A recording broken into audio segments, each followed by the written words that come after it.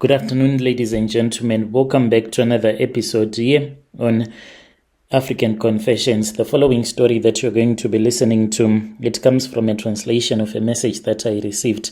The translation of that message, it reads like this. Hello, how are you?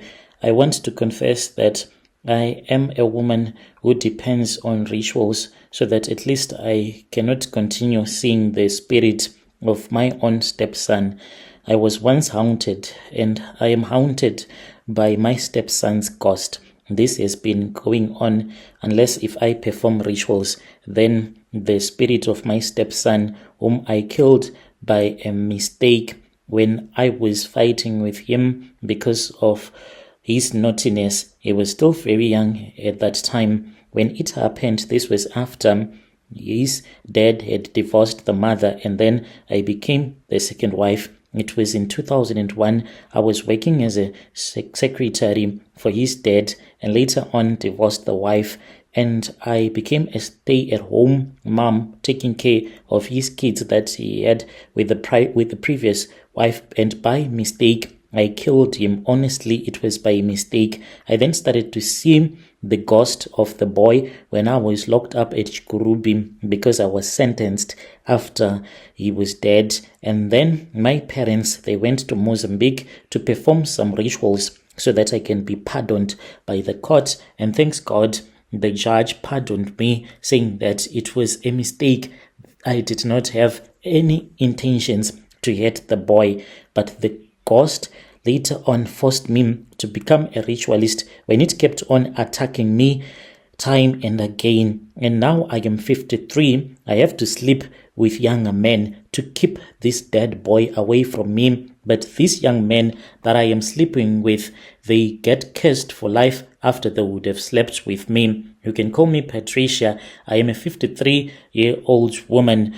I am living a good life, and my husband has since passed away, and he left a lot of things for me. He left for me land. I have a plot of land that he left for me. There are people that are renting at that piece of land, as well as some businesses that I am still running.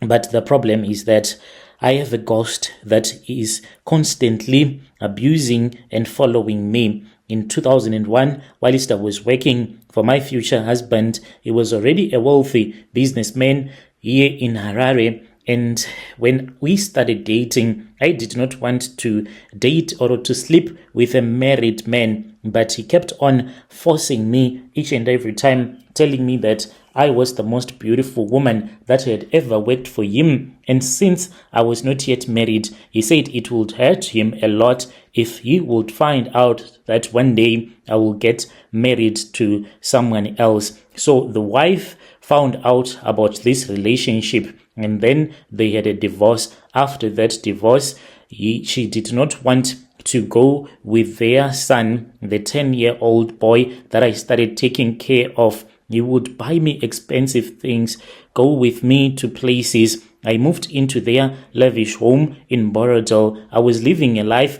that I never thought was even possible. He accepted me, but his relatives, it took a very long time for them to accept me. Even to this very day, they still cannot accept me because they saw me as a gold digger. And even the boy will say that you are here to replace my mother. And in 2004, something bad happened that would haunt me forever. And on that day, my husband even wanted to go with me out, but I was just feeling lazy to go with him to town. And I said, I'll be at home with the kids, and you can just buy us some takeaways, and then we can eat here at home. That was when the boy started to mess and to play around with the remote control after he had damaged the previous remote control. Back in those days, it was unlike these days where if a remote control gets damaged, then you can just go and get another one. During those days, if your remote control goes bad, it meant that you had to literally throw away the TV. The technology was not yet there to just have another remote control. And when he was playing with it, I said, you are very naughty and it is time for you to bath, because I used to get him in the bathtub and bath him, and then he will go to sleep because he was very hyperactive. As I was dragging him to the bathtub, I stripped him naked. As I was forcing him into the tub so that I can bath him, that was when he slipped and he fell, and then his head hit the sink. He passed away, and when I saw that he was not moving, I screamed. The neighbors came, and I went with them to the bathroom, and they found the boy dead on the bathroom floor. They called the police. When the police came, they believed me it was an accident, a moment of anger gone wrong. Anyway, I was arrested, taken to Chikurubi maximum prison, and I spent 6 months in cell surrounded by other criminals that were real criminals. My parents, they were desperate to save me. They traveled to Mozambique, where they found a very powerful traditional healer, and they performed rituals, sacrificing, they said, a black god on top of a mountain, and they were told that I was going to be freed, and indeed they were right. It was in the year 2005 when I was pardoned by the court. I walked out of prison thinking that I was really free, but what had happened at the time when I was still at Chikurubi, I kept on hearing the voice of this boy. He would come and say, "Mama, Mama, Makanduraire, Mom, why did you kill me?" When I would open my eyes, I will see this boy standing right close to my prison cell, and he would not leave. I told my mom about everything that I was going through. My mom and my dad, they went with me to Mozambique. I was followed by this spirit. We returned back to Zim, went to prophets, pastors. My parents, both of them, they perished in a terrible road accident,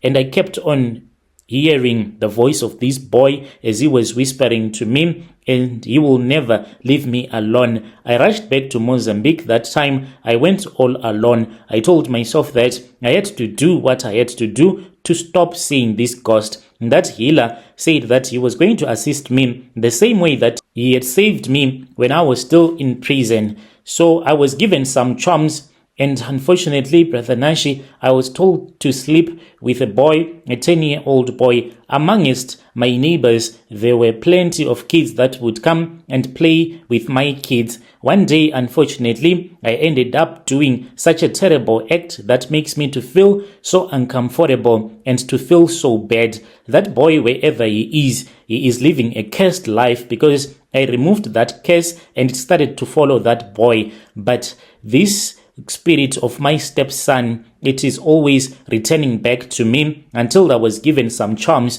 that I have to rub on my private part. When this spirit will start to haunt me, and I will sleep with a younger man each and every time when that young man will be sleeping with me, then the curse will be removed from my life, and that young man that I would have slept with will not enjoy his life so much. I started seducing younger men, bringing them to my house, and then after having sex with them, then they will start to lose everything. Some, they will fail to even conceive. I am 53 now. I still do have money, but I have no peace. I have slept with dozens of young men, and this is the only way that I can keep the ghost far away from me.